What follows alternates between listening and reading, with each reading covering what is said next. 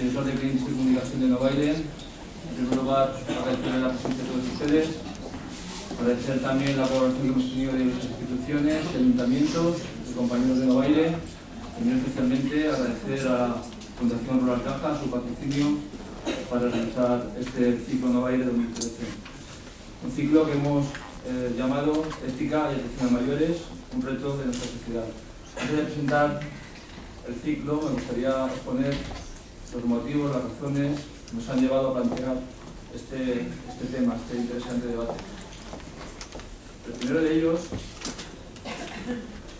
es una invitación a la reflexión, una invitación a la reflexión y también una invitación al cuestionamiento sobre todas nuestras actuaciones, no solo desde el desarrollo de nuestra actividad como prestadores de servicios sanitarios a personas mayores, sino un planteamiento global desde la sociedad también, ¿no? Cuestionarnos si la atención que estamos dando a las personas mayores es desde el punto de vista ético correcta. También lo hacemos con la intención de promocionar un respeto activo. Sabemos que el cuidado de la atención a personas mayores es una tarea muy compleja, pero este cuidado nos exige esta promoción de un respeto activo respecto a los derechos de las personas mayores. Y por último también queremos ser conscientes del camino que nos queda por recorrer. Un camino que parte se ha recorrido ya, se ha avanzado mucho en estos últimos años, los 10, 15, 20 años, pero también debemos ser conscientes de las faltas que hay y del camino que nos queda por recorrer. Y para ello, desde la administración pública de las empresas, desde los familiares, profesionales y también desde por parte de los protagonistas de esta película, ¿no? De las personas mayores, para formar entre todos unos buenos cimientos, unos buenos pilares, fundamentos éticos, donde poder construir una correcta praxis profesional.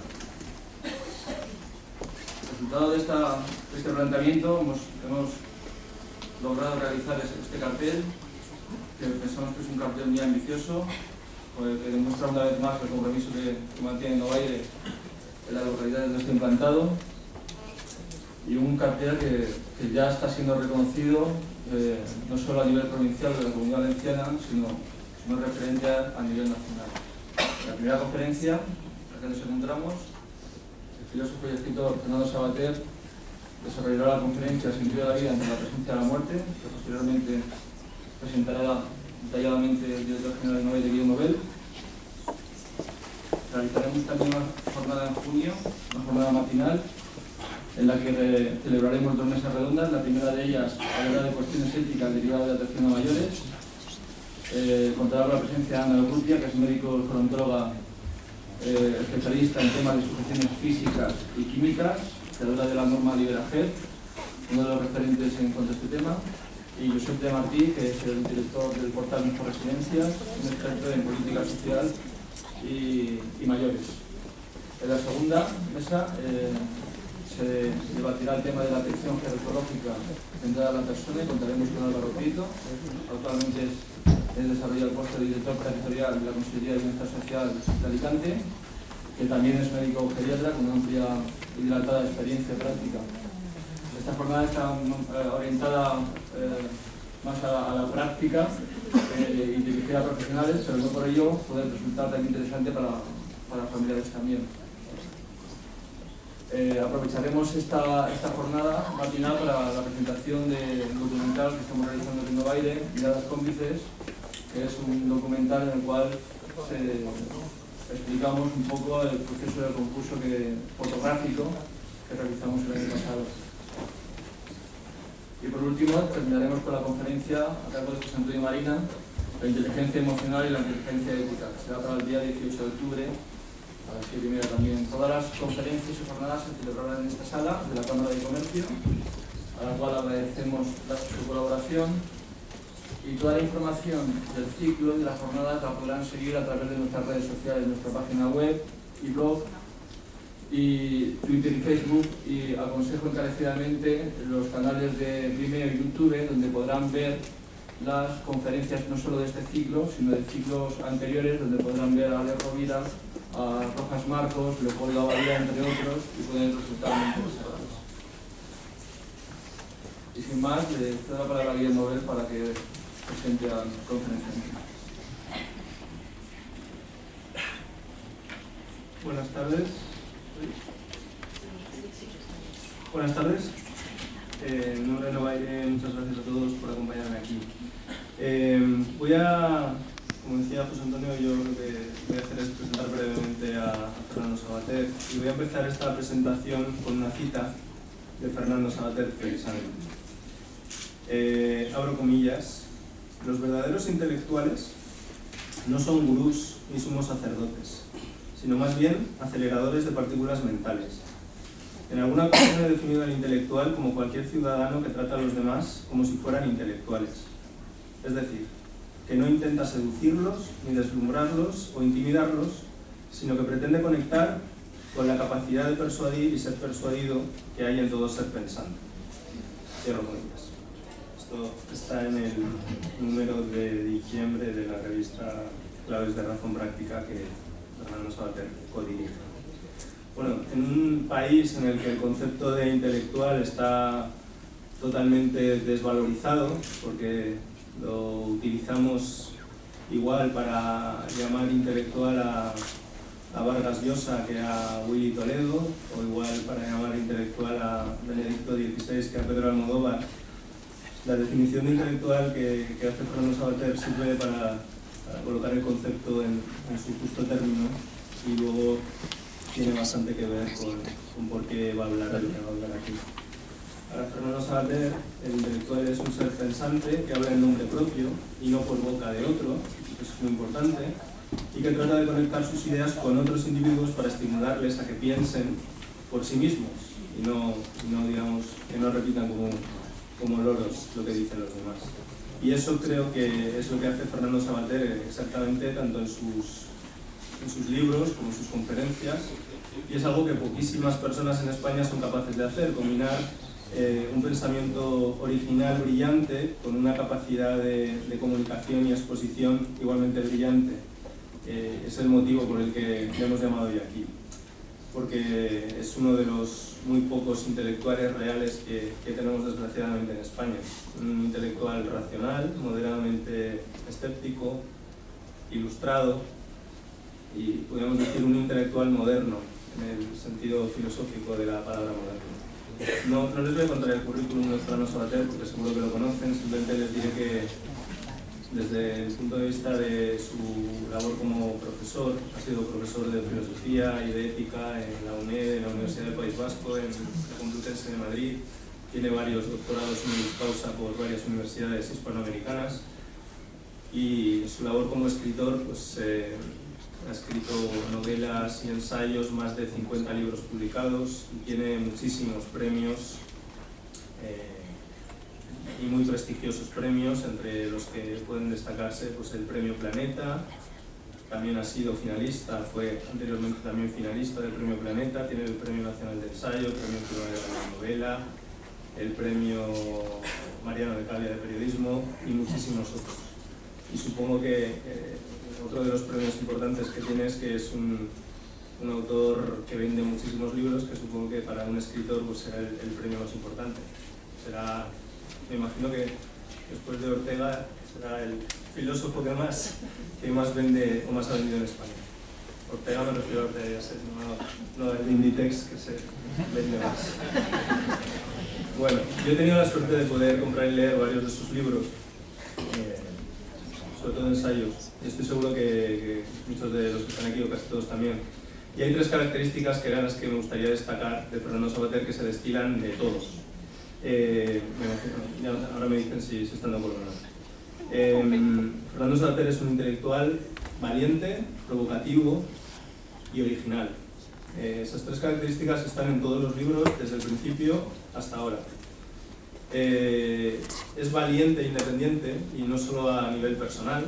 Supongo que saben que Fernando Savater ha tenido durante casi 15 años que vivir con escolta por haber defendido la libertad en España y por haberse enfrentado directamente al terrorismo de ETA. Pero yo me refiero que es fundamentalmente valiente a nivel intelectual, porque digamos, tiene un pensamiento personal muy difícil e encasillable en los tópicos habituales.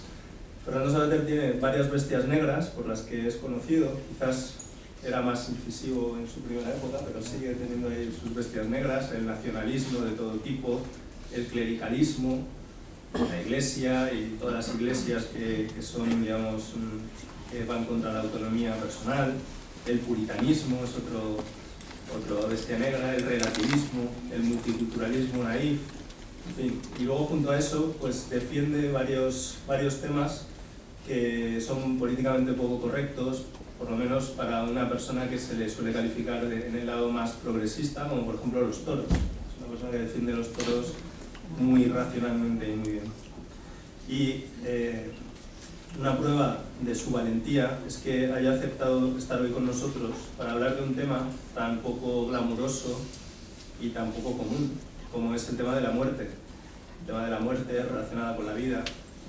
Es un tema del que no podemos entrar en Wikipedia y sacar 4 o 5 tópicos y vomitarlos aquí, como hacen los tertulianos habituales de las radios y las televisiones, sino que para hablar de eso se necesita ese pensamiento original, valiente y con un punto de provocación, como tiene Fernando Savater. Hablando de la muerte, en uno de sus libros, que es Las preguntas de la vida, cuenta Fernando Savater que a los 10 años, una noche, se dio cuenta, de golpe, de repente, de que antes o después tendría que morirse. Se dio cuenta de que la muerte no era algo ajeno y lejano, sino algo propio, aunque fuera a ocurrir dentro de muchos años. Eso esperaba él. Y esa comprensión de que se tenía que morir fue realmente lo que le hizo empezar a pensar por sí mismo. O sea, que podemos decir que el darse de bruces con la muerte fue lo que le hizo que, digamos, empezar a ser un intelectual, joven, pero intelectual. Y sus primeros pensamientos propios cuenta que fueron sobre este tema, en esta línea más o menos. Alguien muerto quizás se vaya al cielo, pero desde luego ya no está vivo. Vivir se vive en este mundo, no en el otro, en el de los espíritus. Por lo tanto, fue la revelación de la muerte la que le hizo empezar a pensar, ¿no?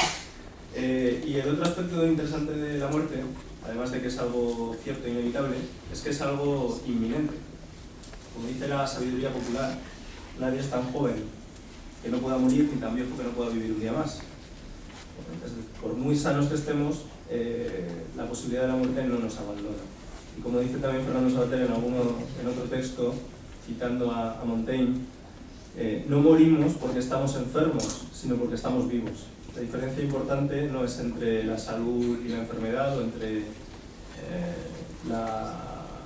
el estar válido o ser dependiente, sino la diferencia importante es entre estar vivo o estar muerto.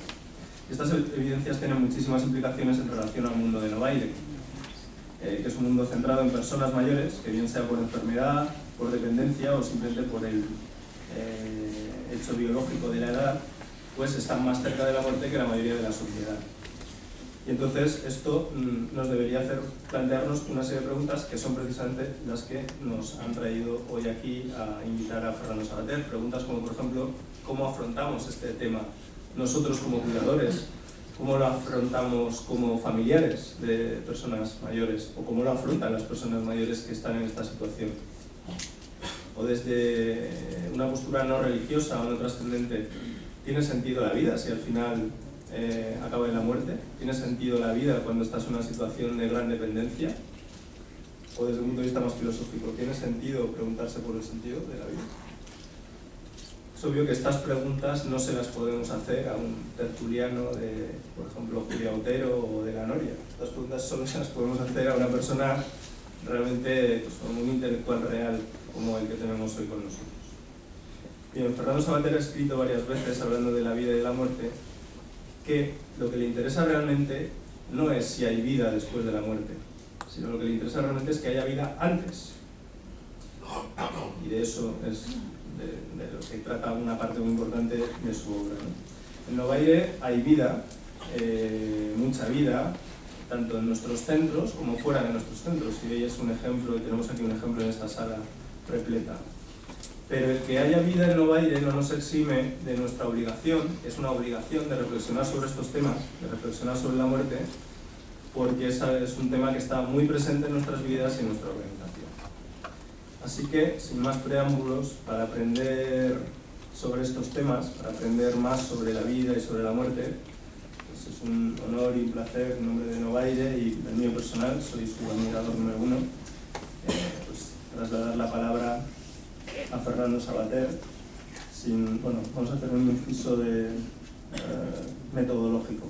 Sí, simplemente recordarles que podrán formular las preguntas al conferenciante por escrito y entregarlas a mis compañeras, y al final de la conferencia las realizaremos desde la mesa. Además, también todos aquellos que tengan Twitter lo podrán tuitear lo que quieran bajo la etiqueta Ciclo Novaire. Nada más, damos paso al Fernando Savater. Buenos días, queridas amigas y amigos. En primer lugar, agradecer, por supuesto, a Novaire esta generosa invitación. Mientras aquí yo me pasa como a Julia Otero y como a los tertulianos. Tampoco tengo una solución ni una respuesta a estas cuestiones. Y efectivamente es un tema que cuando Guillermo, que tan amable y exageradamente me ha presentado, me comunicó el tema, la verdad me sobresaltó un poco, ¿no? Porque ya en alguna ocasión yo me había llevado una cierta reprimenda por tratar estas cuestiones. Cuando yo hice ese libro al que se refería Guillermo, Las preguntas de la vida, que pretende ser una introducción a los temas fundamentales de la filosofía y que estaba pensado para jóvenes, para estudiantes de bachillerato, yo ingenuamente creía que el bachillerato iba a seguir haciendo filosofía. Lo primero que murió fue la filosofía antes que los lectores de mi libro. Pero en fin, yo quería hacer un libro que no tratase, a mí me parece que el error del planteamiento que se hacía para los jóvenes en filosofía es que se les empezaba a hablar directamente de los filósofos, Tales de Mileto, Parménides. Bueno, entonces, un chico de 15 años pues no tiene así, no siente una irrazonable curiosidad por saber quién era Tales de Mileto, y la verdad que tampoco es necesario obtenerlo. Entonces, la filosofía inmediatamente desconectaban porque les parecía que era gente muy rara, muy antigua. Pero en cambio, si les hablabas de los temas de la filosofía, de los temas y de las cuestiones de la filosofía, yo no he conocido, y, bueno, ya llevo jubilado hace unos años, pero bueno, he estado 40 años en la clase de filosofía, yo no he conocido nunca a adolescentes a los que no le interesaba la muerte, la verdad, la naturaleza, la justicia. Es decir, los temas de la filosofía siempre interesan, sobre todo a un adolescente, a alguien que está acabando la niñez y comenzando la juventud. Eso siempre interesa. Lo que no les interesa normalmente es el profesor de filosofía. Eso no les interesa. Por eso cuando me elogiaban diciendo que yo había logrado que los jóvenes se interesaran por la filosofía, yo siempre digo con mucho orgullo que he logrado una cosa mucho más difícil. No que se interesen por la filosofía, sino que se interesen por el profesor de filosofía. Y eso sí que es un verdadero logro. Entonces ese libro que yo había hecho para que los jóvenes se interesaran por la filosofía, incluido el profesor, esas preguntas de la vida, empezaba con la muerte. El primer capítulo de la muerte. Y todos me dijeron, pero no, porque eso es la derogación intuitiva de la asignatura, empieza por el amor, empieza por la belleza, pero a partir de la muerte, dejar empieza por la muerte y ya a partir de ahí pues todo hacia abajo. Y a mí, sin embargo, por mi experiencia propia, me parecía que la muerte es lo que le hace uno pensar. O sea, la muerte nos deja pensativos, nos hace pensadores. Porque si uno no se muere, ¿para qué va a pensar? No se puede pasar nada. Todo lo que pensamos, lo pensamos porque estamos permanentemente en peligro de muerte. Y claro, entonces hay que tomarse la vida en serio porque está en riesgo. La vida la tenemos que pensar precisamente porque estamos frente a la muerte. Los primeros cristianos estaban asombrados, bueno, y todavía queda en alguien tan extraordinario intelectualmente como San Agustín, todavía queda el asombro ante la inmoralidad y la indecencia de los dioses y sobre todo de las diosas paganas. Entonces, claro, diciendo, ¿cómo puede ser que un dios o una diosa sean coléricos, brutales, lujuriosos, etcétera, etcétera, que no tengan el más mínimo atisbo moral? Pero claro, es que los paganos no aplicaban ninguna norma moral a sus dioses porque los dioses son inmortales. ¿Y por qué va a ser moral? La moralidad viene de la vulnerabilidad que tenemos todas las personas. Tenemos que tratarnos unos a otros con miramiento, y eso es la moral, porque somos vulnerables, es decir, pues nos rompemos, pues nos estropeamos. Pero si hubiera alguien inmortal, ¿para qué vas a tratarle con miramiento? Los dioses entre sí, los dioses griegos se trataban de cualquier manera, se hacían todo tipo de perrerías, se destruían, se convertían en cosas raras, se tiraban a los volcanes de cabeza, si no les podía pasar nada. Es como en los sueños, ¿no? Tú, en un sueño, sueñas que abres la ventana y ves un paisaje maravilloso y saltas y te vas volando por el aire. Claro, si eso te da por hacerlo cuando no estás soñando, sino cuando estás en la realidad, pues puede que sea la última vez que lo haces. Pero los dioses, como en los sueños, no tenían consecuencias.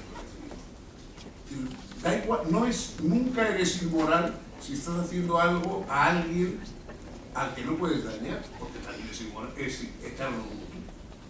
En cambio, la moralidad viene de la reflexión sobre nuestra vulnerabilidad.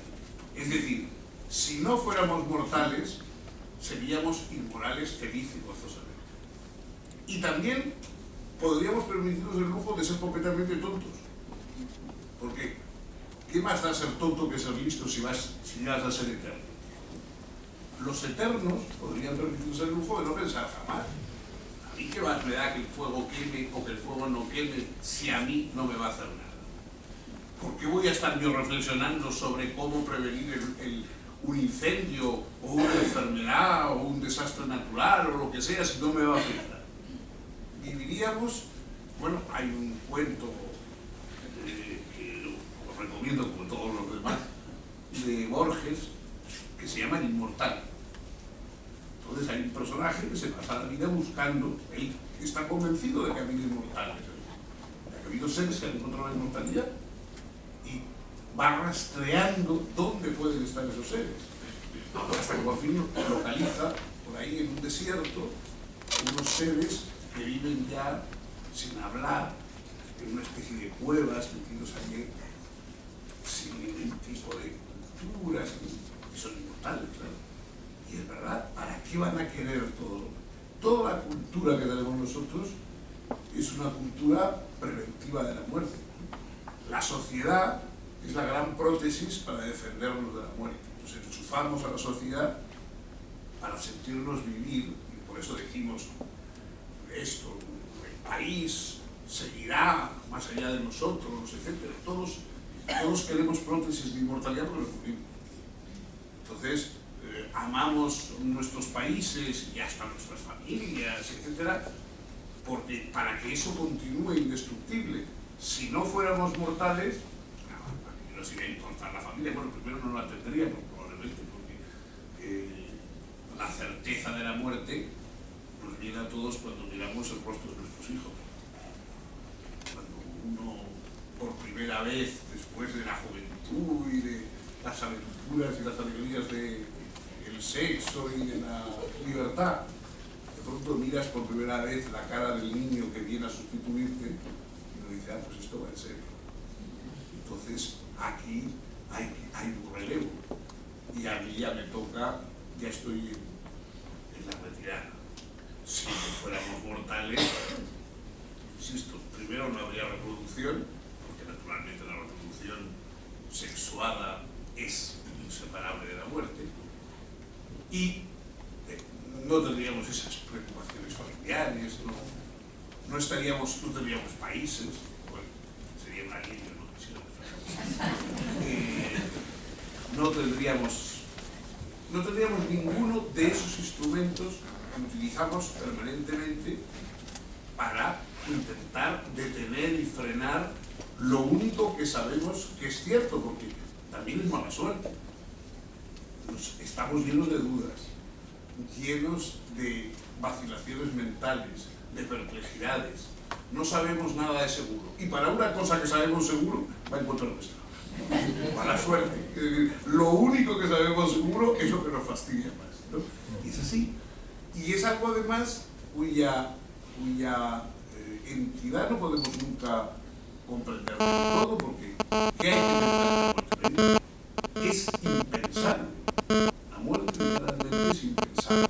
El duque de la Rochefoucauld, ya en el siglo XVII, dijo: hay dos cosas que no se pueden mirar de frente: el sol y la muerte. ¿Verdad? No, eso no se puede mirar, ¿no? Hay que mirarlo así con un cristal o algo que tenga. Y Freud sostenía que nadie se cree que se va a morir. Él sostenía que en el inconsciente humano no existe la idea de la muerte. Existiría la muerte ajena. Un problema y una fuente de tristeza, ¿no? Pero que uno se va a morir, no, eso no está en el inconsciente, porque no como inmortal, sino como ajeno a la muerte. No inmortal en el sentido que el error que dice la muerte, simplemente no tiene nada que ver con la muerte. Borges también de nuevo tiene un poema que dice: murieron otros, pero fue en el pasado. ¿Qué estación propicia la muerte? ¿Será posible que yo, súbdito de Yaqub al-Mansur, muera como murieron las rosas que he visto tú? Lo bonito del poema es que el que se supone que el que lo protagoniza es un súbdito de Yaqub al-Mansur, el Manzor, es decir, que ya ha muerto muchos siglos. Bueno, pero todos sentimos la misma sorpresa de decir: si la gente se muere. Pero claro, la gente no es del todo real, no es tan real como yo. Es decir, sí, se les ve, tienen maneras, apuntan formas, pero real de verdad solo soy yo. Y claro, que los demás se mueran, pues hombre, eso les pasa por ser otros. Pero yo mismo, ¿no? También voy a morirme como eso, como las rosas, como Aristóteles. Y sin embargo, esa convicción estadística, etcétera, de que vamos a morir, está acompañada de lo increíble. La muerte no es un riesgo. O sea, es un riesgo la circunstancia, pero la muerte es una certeza, no un riesgo. Y eso es lo que la convierte en algo que transforma completamente nuestra vida, porque puesto que vamos a morir, es por lo que tenemos que preocuparnos por las cosas. Y eso tiene parte buena y parte mala. Siempre los más agudos estudiosos o personas que han reflexionado sobre los temas éticos se han dado cuenta que las personas son malas porque se mueren. Grecio, por ejemplo, en Guerrero Natura, no tiene nada que ver, por supuesto, con visiones religiosas del asunto. Grecio, claro, dice que todos nuestros vicios, nuestras pasiones y nuestros egoísmos vienen porque tenemos miedo de morirnos y entonces queremos protegernos de la muerte, acumulando cosas, atrincherándonos detrás de las posiciones, poseyendo una especie de prestigio ante los demás, el poder, ¿no? El poder es el intento de decir: ¿cómo va a morir alguien que puede tanto morir? ¿Cómo va a morir alguien que tiene tantas cosas como se murió? Repartir es una generosidad un poco suicida. Si yo reparto es que no me quedo con todo, yo qué sé lo que voy a necesitar para defenderme de la muerte. El avaro, el cobarde, casi todos los vicios están movidos por el miedo a la muerte. O sea, el que verdaderamente está constantemente guardando cosas es porque quiere, porque no sabe lo que va a necesitar para defenderse de la muerte. ¿Cómo voy a dar yo? Cuando uno dice: pero bueno, ¿cómo puede ser que las personas cometan las mayores villanías, personas que ya tienen más millones de los que podrán gastar en una vida normal? ¿Cómo puede ser que sigan cometiendo atrocidades y villanías por conservar unas riquezas que no van a poder gastar, o esas personas que viven toda su vida y que están tan avarientas que prefieren vivir malamente la vida con tal de conservar el dinero. Bueno, pues porque ellos consideran que eso es una garantía que les va a defender cuando llegue la muerte. Es decir, que el dinero, que la riqueza, el poder, son garantías contra la muerte. En cambio, las personas que viven mejor, moralmente hablando, los santos, son los que viven como si no se fueran a morir. Los que el día de frío llevan un abrigo y lo parten por la mitad y le dan la otra mitad al otro, como si ellos no tuvieran frío.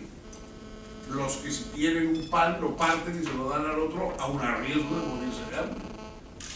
Es decir, las personas éticas son las que no tienen miedo a morirse. Y como no tienen miedo, viven como si fueran inmortales. En el fondo, la ética es vivir como si uno no se fuera a morir. Como si uno no tuviera miedo a la muerte. Como si realmente estuviera uno más allá, no de la muerte misma, sino del miedo. Porque es el miedo lo que te hace mal. El miedo a morir es lo que te hace mal. Y entonces, en la persona éticamente excelente, no es que sepa que no va a morir, es que no ha superado ese miedo. Quien sea, por razones religiosas, es decir, porque no sea creyente en la muerte. Pienso que es muy curioso esa expresión que hay entre los creyentes y los no creyentes. Solo hay una creencia en el mundo, que es creer que te vas a morir o no.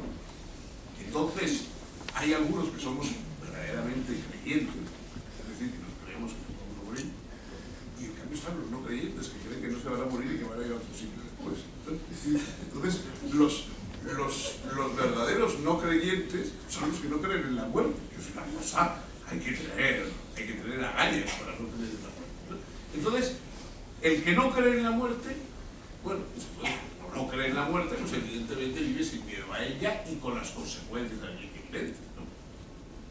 Allí en Auschwitz, el padre Maximilian Kolbe, que se ofrece voluntario para sustituir a uno de los judíos que van a llevar a la cámara de gas porque tiene hijos, y entonces él dice, no, yo me sustituyo, no creo en la muerte.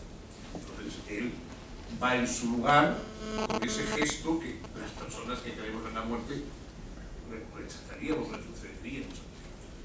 Pero hay también personas que sin necesidad de creer, o sea, de no creer en la muerte, aun creyendo, sin embargo, no consideran que el miedo a la muerte debe regir su vida. Es decir, que la vida se debe vivir como si uno no tuviera miedo a la muerte. Porque la verdadera muerte es el miedo a la muerte. Los animales no son mortales. Se mueren, pero no son mortales. Un perro, un gato, lo que ustedes quieran, no son mortales. Llega su día y se mueren. Pero ellos no saben que se van a morir. Y ser mortal no es que te mueras, sino que es que sabes que te vas a morir. Es decir, lo que te condiciona a la mortalidad es que tú empiezas a morir el día que sabes que te vas a morir. Ese es el comienzo de la mortalidad. Si tú logras vencer no a la muerte, sino a esa tendencia a organizar toda la vida como una pantalla frente a la muerte, que es desgraciadamente lo que en muchos casos se hace, si tú logras vencer la tendencia a que el miedo a la muerte presida, organice y rija toda tu vida, entonces has entrado no en la inmortalidad, sino en la superación del miedo a la mortalidad. Eres mortal, pero mortal como una forma de intensidad de la vida. La muerte se convierte en lo que te hace la vida intensa, en lo que te hace la vida más real, en lo que te hace amar cosas dentro de la vida. Porque ¿qué vamos a amar más que lo que podemos perder? Yo sinceramente nunca he entendido esos amores a lo eterno. Amar a Dios, a la naturaleza, al Monte Everest, no sé. Solo se puede amar a lo que uno va a perder. amar es un deseo de la expresión mayor del amor, es decir, existe, sigue existiendo, no dejes de existir. Eso es el amor. Y eso solo se lo podemos decir a lo que sabemos que puede dejar de existir. A lo que no puede dejar de existir, ¿para qué le vamos a decir que no existe si ya sabemos que va a seguir existiendo más que nosotros y más que todo lo demás? Solo lo frágil, solo lo irrepetible, solo lo vulnerable es digno de amor.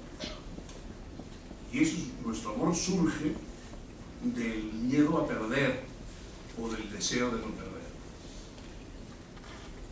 Por eso, algunos de los que han reflexionado sobre ética de manera más profunda, Spinoza, por ejemplo, Spinoza en un momento, Spinoza dice que, bueno, que la muerte es simplemente un mal encuentro. O sea, todos estamos hechos para vivir permanentemente, piensa Spinoza. Cada ser está hecho para durar, ¿no?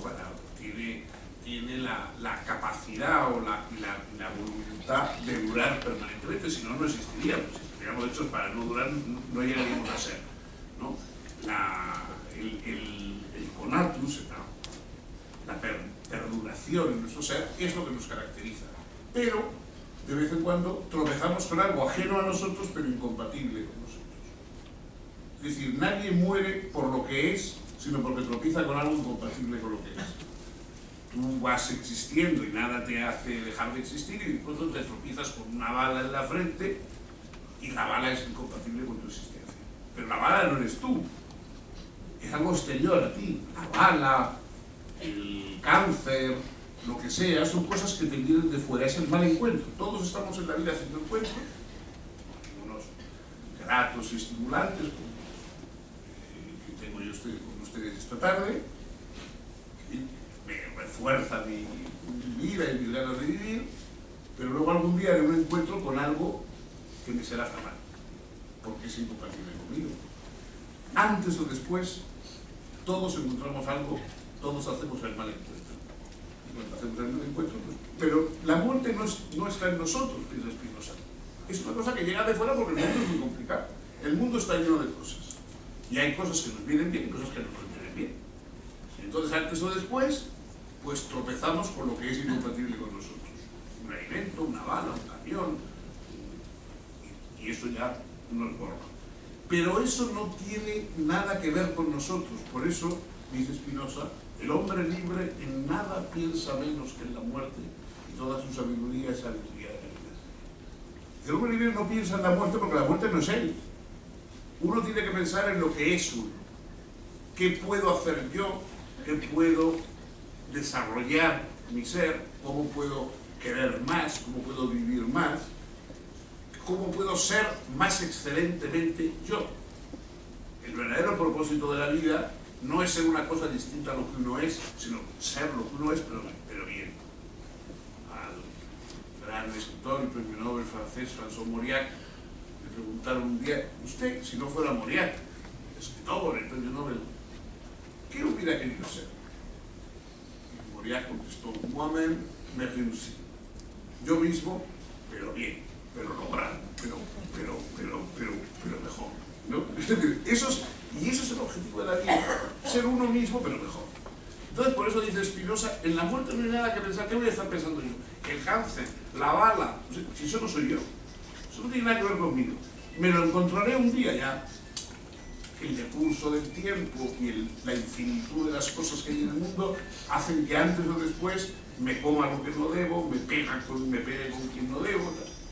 Pero eso es, digamos, algo que no tiene nada que ver. Lo que yo tengo que pensar es lo que yo soy y lo que yo quiero llegar a ser y cómo ser mejor lo que soy y cómo desarrollar mejor lo que yo soy. Es decir, un ser humano entre humanos, los otros humanos son mi destino, son de alguna manera mi campo de juego. Por lo tanto, Spinoza dice, la persona ética, libre, piensa él, en el sentido espinosista, no piensa en la muerte, porque no hay nada que pensar ahí. Sabe que llegará la muerte, porque eso no tiene nada absolutamente que ver. Es que nosotros tampoco pensamos normalmente en los números transfinitos, ahí están en el matemático. Nosotros pensamos en los números que se refieren a la compra que hacemos, a las operaciones bancarias más o menos dolosas que podemos hacer. Nosotros pensamos en los números a la escala de nuestra vida, no pensamos en los números transfinitos, porque normalmente, salvo los profesores, los expertos en matemáticas, no tienen mucho que ver con su vida. Pues la muerte, para Spinoza, es el número transfinito, o sea, no tiene nada que ver con la vida de la gente. La gente tiene que pensar en nosotros, la gente, los seres humanos libres, como dice él, es decir, racionales, Spinoza libre, es decir, racional, tienen que pensar en lo que son, no en aquello que les puede pasar o con lo que pueden tropezar con lo que son. Por lo tanto, es inútil buscar consuelos. ¿No? A veces me dicen, ¿dé usted una visión positiva de la vida frente a la muerte? No sé, es que no, me parece que todas las consolaciones son absurdas. Es decir, la muerte es aquello que forma parte de nuestro componente vital. Es decir, todos los que amamos la vida tenemos que aceptar la muerte, porque no hay ninguna... Don Miguel de Unamuno, que era muy adversario de la muerte y elocuente adversario de la muerte, por ejemplo, en el sentimiento trágico de la vida, ¿no? En sus obras más conocidas, don Miguel decía que él no quería no morirse él, no así una cosa general, sino él, su yo quería. Yo quiero mi yo, quiero seguir yo, siendo yo, ¿no? Que no me vengan ahora con esas cosas así un poco New Age que hay, de que seré una energía, ¿para qué voy a ser una energía? Porque hago ¿no? Yo quiero ser yo, y quiero no morirme yo, ¿no? Ese es el verdadero problema. Es que claro, la alarma que tenemos es que nos habían dicho que el alma es inmortal, y resulta que lo único mortal es el alma, porque los átomos que nos forman, los genes, todo eso va a continuar. O sea, hay quien para consolar, no, la materia ni se crea ni se destruye, nos deshacemos pero nos convertimos en fertilizante para no sé qué, o en átomos que van a un cambio, y yo, a mí ser átomo y tampoco ha sido una cosa, nada, ¿no? En cambio, o sea que lo que somos materialmente, la materia, nuestros átomos, el cuerpo, nuestro tal, eso, indestructible, va a continuar eternamente. Los genes, que vamos a decir, si Richard Dawkins tiene razón, pues los genes son eternos, los vamos transmitiendo, todos somos nosotros mismos unas máquinas de transmitir genes por ahí. Y en cambio el alma, que es lo que se da cuenta de que soy yo y de que he nacido y de que quiero y de tal, eso es lo único que va a morir. También es para eso. Que el alma, que nos creíamos que era inmortal, es lo único que muere. Todo lo demás continúa eternamente. Y claro, el alma es lo que más, de alguna manera, nos afecta a cada uno de nosotros. Pero el alma, precisamente, el valor del alma es que es esa conciencia de que puede desaparecer. Es decir, esa conciencia de que el cuerpo no está garantizado. Lo verdaderamente espiritual de nosotros, el espíritu, es la conciencia de que el cuerpo no está garantizado. Los animales no tienen espíritu porque dan el cuerpo por garantizado. Los dioses no tienen espíritu porque no necesitan cuerpo. Solo los seres humanos tenemos espíritu porque sabemos que el cuerpo no está garantizado, el cuerpo está en peligro. Como decía aquella autobiografía que escribió en su juventud el príncipe Hussein de Jordania, que no he leído, pero el título era maravilloso, se llamaba Insegura está la cabeza. Pues esa puede ser el título de cualquiera de nuestras autobiografías, Insegura está la cabeza. Entonces, eso es el espíritu, saber que insegura está la cabeza y que no le pasa a los animales, ni le pasa la sublimidad teológica del cristianismo, es que para que Dios se hiciera respetable, tuvo que convertirse en hombre y morir. Porque claro, si no, los dioses que no mueren, invulnerables, no les pasa nada, que les pinchan y no les duele. Eso en el fondo es imposible amar a Zeus. En cambio, a Jesucristo, como se muere, ves ahí al hombre penando, pues ver otra cosa. Entonces, el truco sublime, digamos, del cristianismo, es haberse dado cuenta de la importancia de la muerte en la vida cotidiana, humana. Es la única religión que se toma la muerte en serio, tan en serio que hay un Dios que se hace mortal. Para que lo tomen en serio los humanos, porque si no, los dioses son pura fachada. Entonces, ese espíritu que tenemos, ese espíritu que compartimos, eso que hace que nos reconozcamos unos a otros. ¿Qué tenemos en común los seres humanos? ¿Por qué un ser humano me tiene que ser menos ajeno que cualquier otra cosa? Estas tonterías que dicen ahora de los derechos de los animales, no es otro animal. Es decir, ¿cómo van a tener derechos los animales? Los animales no tienen derechos porque no saben que van a morir. Y por lo tanto tampoco tienen obligaciones ni deberes. Los humanos tenemos obligaciones y deberes porque somos conscientes de nuestra muerte y de la muerte de los demás. Cuando yo le prometo algo a alguien, se lo prometo de mortal a mortal. Cuando yo me juro amor a alguien, me juro amor de mortal a mortal. Eso es lo que da seriedad a la vida humana. Y eso no tiene nada que ver con nuestra relación con los animales, ni con las plantas, ni con las estrellas, ni con el mar, que son muy bonitos, pero son otra cosa. Los humanos sabemos lo que se siente, lo que sienten los otros humanos. Por eso, llamamos inhumano a alguien que trata a los demás como si no se diera cuenta de que son mortales como él. Es decir, ¿qué es la inhumanidad? Es tratar a nosotros como si nosotros no fueran mortales, como si nosotros fueran cosas, objetos. Eso es lo que nos excluye de la humanidad. En el tercer acto segundo de Macbeth, en la tragedia de Shakespeare, Lady Macbeth está tratando de que Macbeth suba y mate al rey Duncan, que está ahí dormido tranquilamente, para hacerse él con la corona.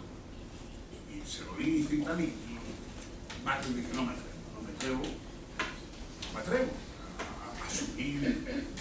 Y entonces Lady Macbeth dice, tú, un soldado que has matado en las batallas de la guerra a muchísima gente, ¿cómo puede ser que ahora tienes miedo? ¿Tú tienes miedo de subir a matar a un viejo que está ahí durmiendo? Y entonces Macbeth le dice, yo me atrevo a lo que se atreve un hombre. Quien se atreve a más ya no lo es. Es decir, hay un límite en el atrevimiento que nos saca de la humanidad. Y es cuando nos atrevemos a hacer aquellas cosas que niegan nuestra humanidad al negarla de nuestros semejantes. Cuando hacemos algo que niega nuestro reconocimiento de la humanidad mortal que compartimos con nosotros, entonces nos estamos nosotros mismos saliendo de la muerte, de la vida, y entrando en la inhumanidad, en la animalidad. Nos portamos como animales porque a los animales no se les puede reprochar que no sepan que somos mortales. El tigre, el tiburón, el virus que nos destruye, no le podemos hacer reproches. A pesar de que digamos que es cruel o que es feroz, está comportándose de la única manera que sabe, porque no tiene conocimiento de lo que comparte con nosotros. Pero nosotros sí lo sabemos. Sabemos la prevención y sabemos que cada uno de nosotros vive frente a la muerte y por lo tanto que necesitamos cuidados, que el niño va a crecer siendo mortal y que cada uno de nosotros es humano, es decir, es mortal hasta el final. El anciano más anciano, el desvalido más desvalido, están vivos como nosotros en el sentido de que son conscientes de su vinculación con el mundo de la vida y con el mundo de la muerte. Y por lo tanto nosotros nos asemejamos a ellos, entendemos lo que significa eso, que incluso aunque no compartamos culturalmente casi nada, ni tengamos una misma religión, hay una hermandad humana que va más allá de todo eso. Cuenta Alvar Núñez Cabeza de Vaca, el gran explorador y exploró Florida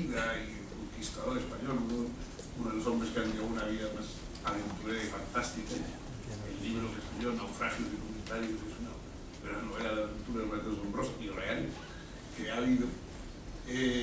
Bueno, Álvaro Núñez cuenta en una ocasión que iban por el río, allí en Florida, por el gran río rodeado de jungla. Él y unos cuantos españoles habían hundido el barco. Al bar se le hundían los barcos con tanta frecuencia que su libro se llama Naufragios y Comentarios. Entonces iban en una balsa que habían hecho, unos troncos y no sé qué, allí subidos, y estaban aterrados porque sabían que en las orillas vivían los caníbales. Entonces en un momento llegan unas rompientes, la barca choca, ellos se caen al agua, llegan malamente, unos cuantos se ahogan, como siempre, otros llegan malamente hasta la orilla, salen arrastrándose por la arena, y en ese momento se abre la jungla y aparecen los caníbales. Y ya el grupo así de conquistadores españoles estaba tan agotado, cansado, destrozado, que solo se quedan ahí en la arena llorando. Y al rato, Álvaro Núñez levanta la vista y ve que los caníbales están todos en círculo alrededor de ellos, en crillas, mirándole y llorando también. Bueno, ese reconocimiento de la angustia, de la desdicha, etc., que no hace falta que tenga ningún tipo de complicidad cultural, que es precisamente lo que los humanos espontáneamente nos debemos a nosotros. Eso es lo que da precisamente la lección de la muerte. La lección de la muerte es lo que nos hace humanos. Cuando alguien es inhumano, antihumano, etc., es porque no conoce esa vinculación propia y de los demás con la muerte. A Superman hubo que ponerle a la kriptonita para que fuera aceptable como héroe en los tebeos. Si hubiera sido realmente Superman, no hubiera tenido gracia, porque no hubiera habido forma de que su drama nos interesara. El drama que nos interesa es el drama de quien se está esforzando en el filo entre la vida y la muerte, en la que todos vivimos. Y eso precisamente es un descubrimiento que he ido haciendo con el tiempo, porque algunos de ustedes que tendrán mi edad también habrán descubierto por sí mismos. Lo divertido de la vejez es que convierte la vida en un deporte de riesgo. Es decir, para los viejos todo se nos convierte en un deporte de riesgo. Cosas que los jóvenes afrontan sin ningún problema, un resfriado, un no sé qué, y no les pasa nada. A los viejos todo es un deporte de riesgo. Todo, en todas partes te estás jugando la vida en cada momento, lo cual le da a la cosa un interés y una intriga verdaderamente extraordinaria. Quiero decir, no, eso sí que es emocionante, ¿no? Eso sí que es emocionante. Bueno, yo creo que la presencia de la muerte en la vida, que hoy se trata de minimizar, de ocultar, ese sol al que no podemos mirar de frente, vivimos en una sociedad que ya no es que de alguna forma no pueda mirar a la muerte, es que ni siquiera la vejez, etcétera, lo ve como parte de la vida. Es decir, al dejar de mirar a la muerte y por lo tanto el paso del tiempo, ha dejado también de mirar a la vida misma. No, todo el que no es joven está enfermo en nuestra sociedad. Entonces, claro, eso es anormal. Es decir, es una sociedad que tiene la anomalía de creer que la vida es siempre un tipo de estereotipo plastificado de la juventud, además con unas condiciones determinadas, etc. Y que fuera de eso, todo lo demás es morbo, enfermedad. Bueno, se ha perdido la idea de la relación de la vida con el tiempo, y por lo tanto de la vida con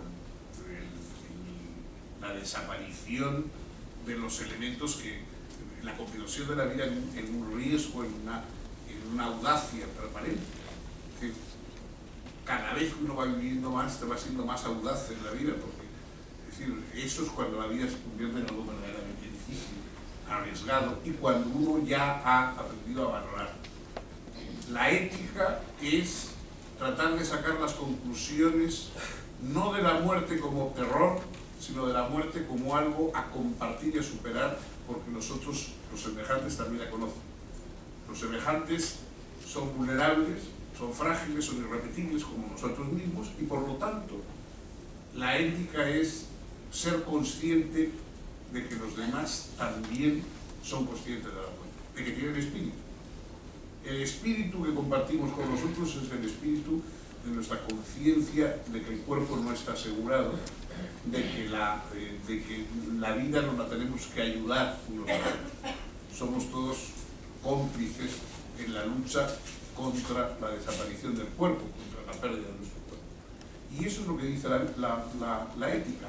No promete la salvación, por eso mencionaba antes Guillermo, y siempre decía, no, el problema no es que hay vida después de la muerte, lo cual es una cierta contradicción, ¿no? Si hay vida después de la muerte, que la muerte no es muerte, es otra cosa. Entonces, pero lo importante sobre todo es saber si hay vida antes. Es decir, si antes nosotros somos capaces no de estar temiendo la muerte, sino de estar viviendo realmente, viviendo con intensidad, viviendo sabiendo que hay algo, eso que se ha llamado a veces amor, en el sentido más amplio, no en el sentido meramente, ni siquiera meramente de persona a persona, sino en el sentido del amor, el amor a lo que el ser humano es, y por supuesto a los seres humanos concretos que de alguna manera nos han tocado en suerte cada uno. El amor es precisamente la victoria, esa victoria sobre el miedo a la muerte. Hay un poema de un poeta y escritor que fue maestro de Borges, argentino, Macedonio Fernández, que tiene un poema que dice: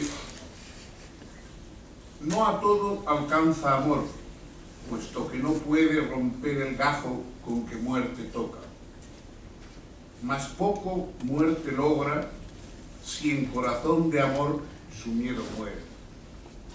Mas poco muerte logra, pues no puede entrar su miedo en pecho donde amor. Que muerte rige a vida, amor a muerte. Muchas gracias.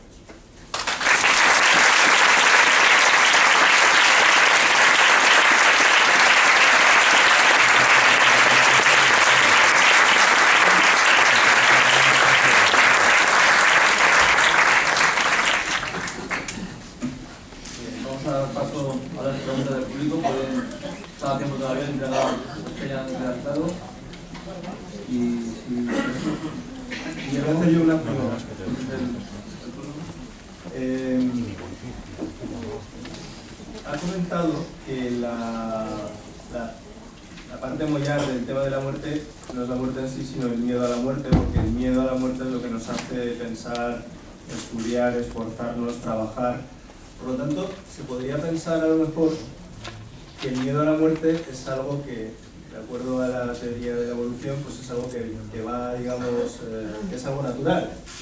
Y que lo patológico sería no tener miedo a la muerte, porque si no tuviéramos miedo a la muerte ni pensaríamos, ni trabajaríamos, ni estudiaríamos y el ser humano habría desaparecido en algún momento. Entonces el miedo a la muerte nos da, digamos, esa... Pero por otro lado, el miedo a la muerte, a la gente que no es excepcional o que no somos excepcionales, pues nos hace, o nos puede hacer no ver sentido a esforzarnos, a trabajar, porque llegará un momento, si no somos creyentes, llegará un momento que esto se acaba y se acabó. ¿Para qué me voy a esforzar si ese momento a lo mejor llega mañana o pasado o dentro de 5 minutos? Y si eres creyente, por lo que usted decía, pues al final, ¿para qué te vas a esforzar si luego, al final no va a pasar nada? Porque luego vas a seguir viviendo.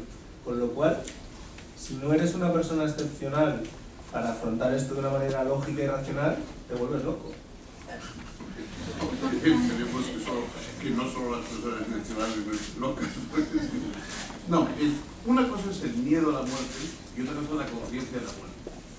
Es decir, la conciencia de la muerte como algo temible es evidentemente un mecanismo de la evolución y probablemente el dolor que todos sentimos cuando nos pinchamos y cuando nos hacemos algo es una advertencia de que la muerte, es decir, de que la destrucción del cuerpo está ahí. De hecho, saben ustedes, esas personas que tienen la analgia, la imposibilidad de sentir dolor, no solamente no son, en fin, no es una ventaja, sino que es un grave peligro.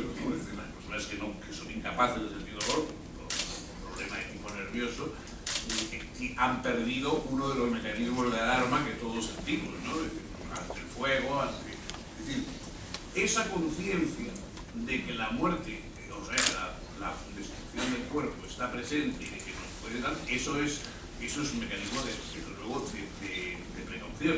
Es decir, lo necesitamos porque estamos siempre, los seres humanos, a diferencia de los animales, estamos emprendiendo siempre tareas nuevas.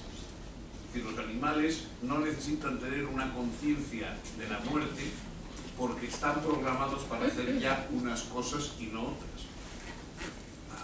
Todas las abejas saben hacer celdillas hexagonales.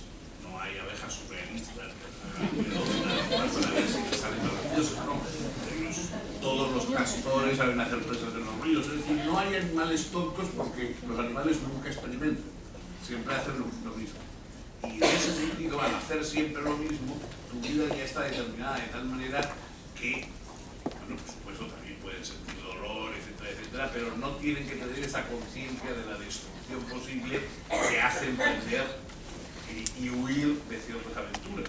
Mientras que los seres humanos, como no tenemos ninguna vida predeterminada, es decir, no hay ningún esquema determinado de cómo ser humano, pues estamos constantemente experimentando y la conciencia de la muerte nos viene bien para que los experimentos se atengan a unos ciertos límites. Pero el miedo como tal, el miedo en el sentido paralizador del término, imposibilitaría la vida. Es decir, el equilibrista que va sobre el hilo que pasa por encima de las cataratas del Niágara, se entrena, lleva una vara para no desequilibrarse y es perfectamente consciente del peligro de caerse a la catarata y etcétera. Y si un tonto creyera que se puede andar por encima del hilo como se anda por la calle, pues no pasaría. Pero por otra parte, si al ponerse a andar estuviera paralizado por el miedo de caerse a la catarata, tampoco lo haría justamente. Es decir, los seres humanos tenemos que ser conscientes de la presencia de la muerte, pero por otra parte que esa conciencia no se convierta en algo paralizador, porque también tenemos que ser conscientes de que nosotros estamos hechos para vivir, no para morir, lo que decía Spinoza. Es decir, una cosa es que el cuerpo no esté garantizado y otra cosa es que el cuerpo no tenga otra función y otro objetivo más que morirse. El disfrute del cuerpo en cuanto que lo tenemos como reserva frente a la muerte es algo importante de desarrollar, a pesar de que sepamos que no está garantizado y que no vamos a garantizar. Bueno, el hecho de que se va a acabar y por lo tanto después ya no va a haber, bueno, en la vida cotidiana normalmente eso no nos lleva a abandonar ninguno de nuestros placeres ni ninguno de nuestros afanes, ¿no? No hay nadie que cuando se sienta a la mesa a hacer una comida deliciosa diga, pero ¿para qué voy a empezar a comer si ya sé que se va a acabar al final y voy a estar luego friendo? Bueno, la gente come aunque sabe que la comida se va a acabar, escucha un concierto musical aunque sabe que va a haber un último movimiento y al final se va a acabar. Las películas uno las ve con afán a pesar de que sabes que al final va a ser muy lástima que ya se ha acabado, porque me gusta que fuera más larga y estas cosas. Y hay otros placeres de otro tipo más corporal que también se acaban, pero no nos quedamos a ellos por eso. Quiero decir, el hecho de que las cosas acaben es el hecho de que tienen una escala humana. De hecho, los neurofisiólogos que describen el dolor se suele describir como una sensación cualquiera, incluso placentera, que es ininterrumpida a lo largo del tiempo. Hay sensaciones que pueden ser en sí mismas gratas y duran un poquito, pero que si no puedes controlar y siguen, se convierten en un dolor o en un sufrimiento. Entonces, el sufrimiento para nosotros sería que las cosas no tuvieran la escala humana, no tuvieran esos límites humanos.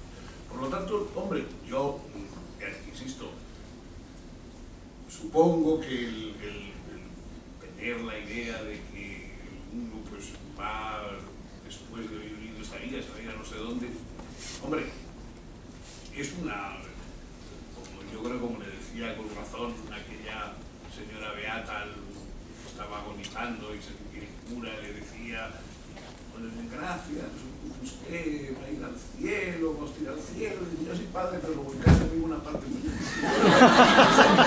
verdad. Yo creo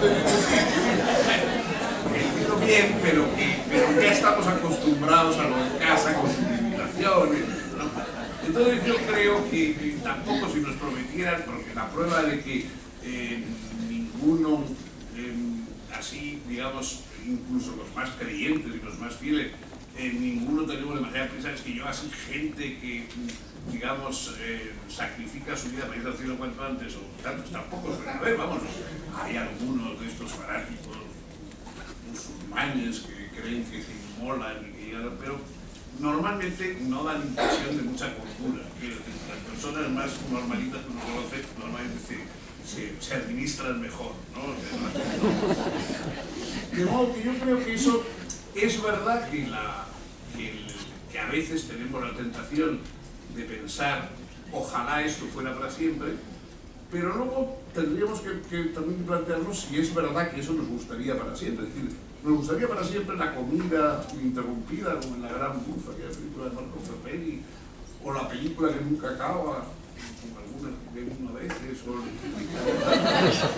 ¿realmente es eso lo que lo haría mejor? Lo que lo haría, es decir, ¿la vida verdaderamente eso se convertiría en mejor? O incluso si a cualquiera de nosotros nos ofrecieran, y digo, bueno, usted elija, no se va a morir, ¿no? Entonces uno diría, bueno, pero yo solo, toda la gente que conozco, toda la gente que quiero, toda se va a morir, yo voy a quedar solo, no sé, tampoco parece un futuro, según cuentan los griegos, a la Sibila de Cumas, la sacerdotisa de Apolo, como le servía también a Apolo, los dioses griegos tenían la cosa de que cuando nos eran indiferentes es cuando mejor nos trataban, pero en cuanto querían fastidiarnos cumplían nuestros deseos, ¿no? Entonces Apolo le pregunta a la Sibila, bueno, pídeme un deseo y yo te lo concedo, me ha servido muy bien, y la Sibila, quizá que tú lo busques, pues no quiero morir. Pues nada, hecho. Y efectivamente, la Sibila no murió. Viviendo, claro, pero la Sibila se le había olvidado pedir, además de la vida eterna, la juventud eterna. Entonces siguió viviendo, cada vez más viejecita, cada vez más arrugadita, cada vez. Cuenta Laercio que los niños en Cumas terminaban jugando con un bichito que guardaban en una jaulita pequeña, con una especie de grillo, que se lo acercaban y le decían, Sibila, ¿qué quieres? Y oían un ruidito como el de un grillo, ya quiero morir.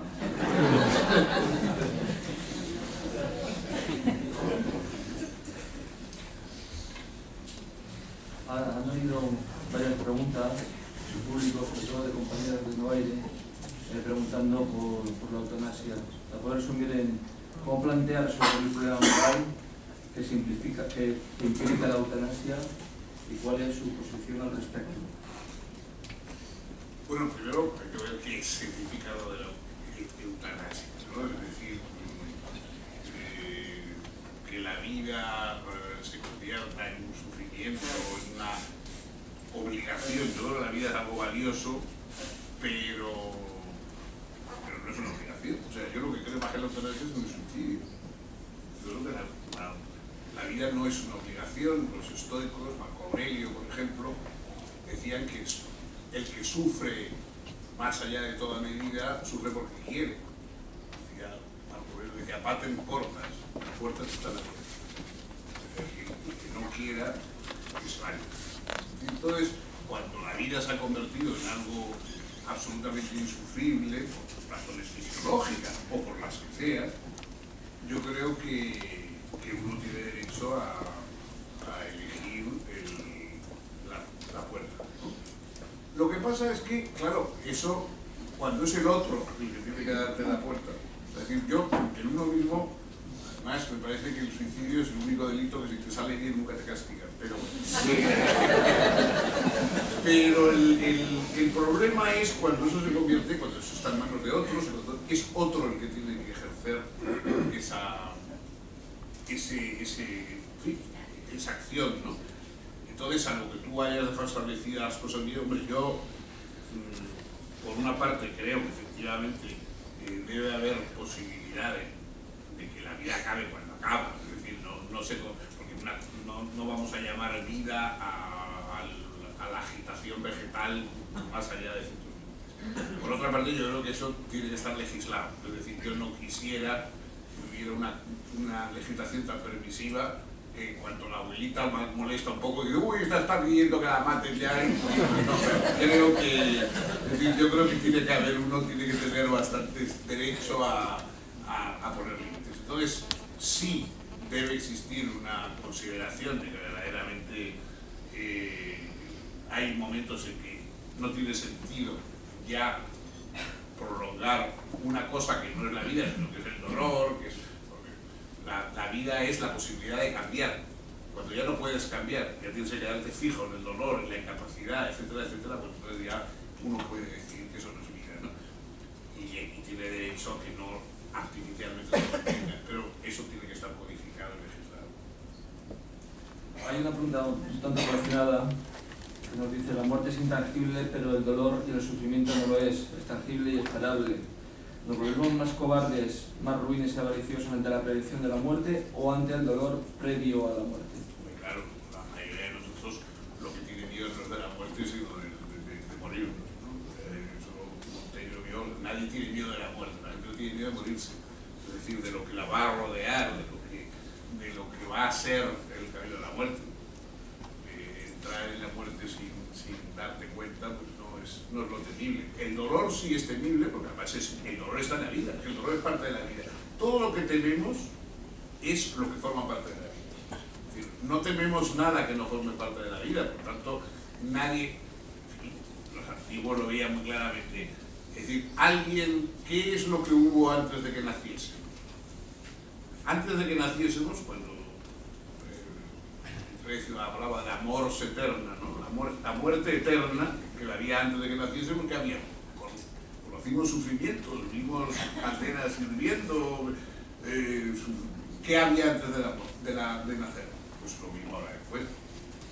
Eso es lo que el sentido común revela, y si no nos preocupa que antes dónde estábamos y qué hacíamos y qué nos pasaba y qué nos pasaba en nuestro país y por qué no nos conocía nadie, etc. Pues porque ¿qué nos va a parecer después? Pues igual. Pero el dolor sí está en la vida. El dolor sí está en la vida y por lo tanto, claro, es algo a temer. El dolor nuestro y el dolor de los seres queridos, etc., ¿no? Por eso la muerte de los seres queridos es quizá más temible que la muerte propia, porque la muerte de los seres queridos sí que forma parte de nuestra vida. Nuestra muerte no forma parte de nuestra vida. Nuestra muerte, la vida siempre es ahora y la muerte siempre es luego. Cuando llegue la muerte no estaremos nosotros. Entonces, eso no es temible. Lo que es temible es la muerte de los seres queridos, porque eso sí, ahí sí estamos nosotros. Y el dolor, con el dolor sí que estamos nosotros. Por lo tanto, efectivamente, con razón, a uno le acobarda más una sesión de tortura que la propia idea de la muerte, ¿no? Eso, pues, bueno, es lo suficientemente impensable como para que no sea un tema. Usted ha mencionado un mal encuentro, ¿no? Quiero realizar una pregunta y preguntarle cuál es la actitud ante un mal encuentro, que puede ser una enfermedad de Alzheimer, una enfermedad degenerativa o un cáncer, tampoco hace falta que sea una persona mayor. ¿Cuál sería la actitud correcta en primera persona y también de cara a los familiares? Bueno, eso no hay, quiero decir, es inútil, o sea, todos podemos hacer un código ideal y luego las cosas te pasan en primera persona siempre. Las alegrías de las penas, es decir, nadie está prevenido, digamos, para el momento del primer amor y nadie está prevenido para el momento de las enfermedades más terribles o de los dolores de los que nos rodean, ¿no? La vida no tiene folleto de instrucciones, desgraciadamente. Hombre, hay unas normas en general obvias, ¿no? Es decir que, no sé, yo si hubiera que resumir las virtudes que considero imprescindibles para la vida, yo creo que para la vida hay que tener coraje para vivir, porque vivimos frente a la muerte y con dolores, la muerte propia, la muerte de los demás, de modo que el coraje es imprescindible. Hay que dotarse de un instrumento que no se puede prescindir. Hay que tener coraje, hay que tener generosidad, porque la compañía de otros seres libres siempre nos duele, siempre limita nuestra libertad. Los demás tienen exigencias, tienen manías, tienen deseos, quieren cosas que nosotros también queremos. Entonces no hay convivencia sin generosidad, ni en la más pequeña, en una casa o dos personas, ni en la grande del país. Entonces hace falta coraje para vivir, generosidad para convivir y luego prudencia para sobrevivir. Creo que más o menos. Hay también varias preguntas que plantean cuestiones religiosas. Las voy a resumir en un par de preguntas, si es posible. ¿Piensa usted que la religión es la protección al miedo, a la muerte, religión como necesidad o cobardía? ¿Puede alguien negar el más allá racionalmente? Bueno, primero, miedo en estos casos, en este caso del CDP, no es un miedo trivial, ¿no? La muerte es algo que definitivamente impone y yo no creo que existieran religiones si no nos murieran, vamos, francamente, no me imagino que los inmortales tuvieran religiones ni cosas por el estilo. De hecho, yo ni siquiera creo, fíjate, que nadie hubiera inventado el más allá si no soñase con todo. El más allá viene de que, como soñamos por las noches, cuando no estamos en el mundo, pensamos que terminan muriendo y seguimos soñando. Morir, soñar. Pero bueno, no sé, yo tengo, hombre, luego que más allá no es que se pueda negar racionalmente, no se puede negar porque afirmar. Si es más allá, pues es más allá de la razón. Entonces, es decir, no hay nadie que pueda decir nada sobre el más allá racional ni inteligible. Solamente había una secta de herejes medievales, que si hubiera tenido que ser de alguna religión hubiera sido de esta, se llamaban los neminianos de Nemini, es decir, ninguno, porque sus dogmas eran que ningún hombre ha visto a Dios y ningún hombre sale vivo de la vida. Pues los neminianos sí que son racionales. Aquí hay otro pregunta interesante porque habla de educación de la muerte, del enfrentamiento de la muerte, porque no se educa hacia un camino que no ignore, que no ignore a la muerte, y si la sociedad esconde sus pudores y miedos, porque sigue escondiendo la muerte.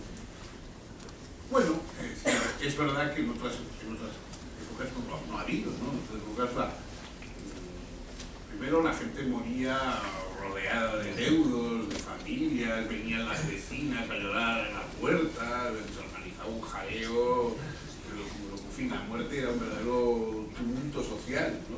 Cuando alguien moría, pues esos cuadros, no solamente de reyes, sino de personas que moría todo el mundo rodeado de gente. Yo no sé, también la verdad que tanto estruendo tampoco sé si, no sé, a lo mejor nuestra vida ahora es más contenida, pero en fin, antes la vida era hay un libro famoso, ¿no?, sobre la muerte, la historia de la muerte de un historiador francés, pero bueno, es la evolución de esa idea de la muerte social como cosas sociales. Es decir, ahora no se nos ocurre, si nosotros vivimos en un bloque de pisos y sabemos que se está muriendo la señora del cuarto, a la cual solo hemos visto alguna vez en el ascensor, etc., no se nos ocurre llamar a la puerta y decir, es que vengo aquí a llorar un rato porque hace que se está muriendo. Bueno, pero es que antes eso, que nos parecía la graciosa, era lo normal. Cuando se estaba muriendo alguien, venían todas las señoras del pueblo y todo, que a lo mejor solo la habían saludado una vez en la vida, a llorar en la bola, ¡ay, Dios mío, doña Gracia! Bueno, pues eso, no sé, a lo mejor si eso ayudaba o no ayudaba, pero era otra forma, era una socialización de la muerte, ¿no? Y por supuesto las ejecuciones de los reos mayor pues ejecutaba al rey, lo despedazaba y le cortaba en trozos y los niños estaban ahí. Bueno, eso ahora tenemos una visión mucho más pudorosa, vamos ocultando los muertos, queremos que no parezca que están muertos. Parece que está dormido. Todos los muertos parece que están dormidos y lo están. pero bueno, eso es efectivamente es una concepción, probablemente porque ahora la muerte la soportamos de una manera mucho más individual. Y tenemos una visión más individual y por lo tanto ya no estamos tan arropados por gente, etc. Tendrán sus ventajas y sus inconvenientes. Hombre, yo creo que lo que no se debe es ocultar, pues, en la educación, por ejemplo, no digo que a los niños haya que estar dándoles... Pero fíjate que los niños son bastante más refractarios a los temores estos que los adultos. O sea, a los niños les encantan las calaveras, les encantan las tumbas, les encantan las cosas terroríficas, a los niños les encantan porque les encanta esa prueba de saber que tú puedes oír un cuento terrorífico y luego seguir vivo. Es decir, los cuentos y las historias y las películas del terror son tonificantes porque son terrores de los que tú sales vivo. En cambio, lo malo es cuando hay un personaje de Shakespeare que cuando otro le dice esto es lo peor que nos podía ocurrir y le dice nunca es lo peor que puede pasar si aún puedes decir esto es lo peor que puede pasar. O sea, lo peor que puede pasar cuando ya no puedes decir y esto es lo peor que puede pasar. Bueno, los cuentos, etcétera, son cosas que nosotros sabemos que son terribles, que te estremecen, pero de las que sales. Y por eso los niños pues, les gusta eso. Yo creo que al niño, a su modo, como todo lo demás, que no ignore la presencia de la muerte, ni que tampoco tenga que vivir obsesionado por ella. Yo creo que no ignore la presencia de la muerte está bien. Casi para terminar, no sé si es una pregunta o un comentario, pero no puedo resistir a leerlo, soy un jubilado. Y pregunta, ¿no será que los políticos se consideran inmortales y por tanto no vulnerables?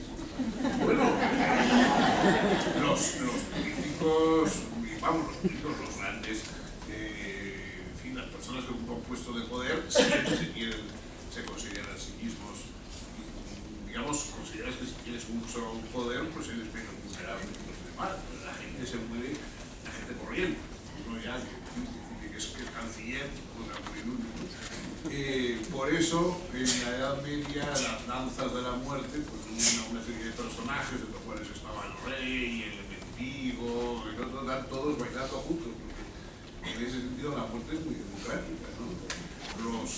Los romanos, cuando alguien se moría, decían, se fue con la mayoría. Morirse es el acto democrático por excelencia, ¿no? Ahora son la mayoría. Y ya para acabar, aquí nos solicitan algún consejo literario o bibliográfico que nos eduque ante la actitud que tenemos que afrontar esta muerte. ¿Alguna lectura recomendada, bien propia? O de... No, yo creo que bueno, hay cosas. En fin, si quieren ustedes leer una cosa breve, relativamente breve, no siempre llega a 1000 páginas, pero que es quizá la mejor reflexión literaria sobre la muerte, pues lean ustedes La muerte de Iván Illich de León Tolstói. Esa es la mejor reflexión de este asunto. Pues muchas gracias por esta magnífica conferencia. Antes de terminar, recordarles e invitarles a la jornada que tenemos el 6 de junio, a la que están todos invitados.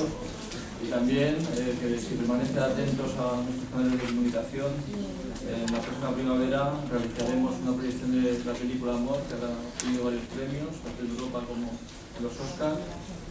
Daremos la filmográfica a todo el público, una película muy interesante para reflexionar todas estas cuestiones. Y nada más, muchas gracias por su asistencia y esperamos los próximos.